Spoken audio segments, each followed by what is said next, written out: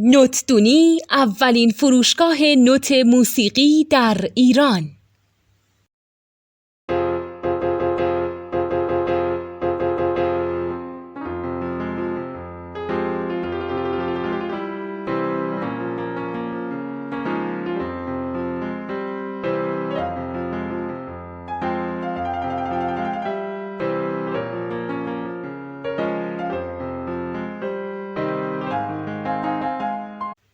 سلام دوست من، شما پیشنمایش این آموزش رو مشاهده کردید.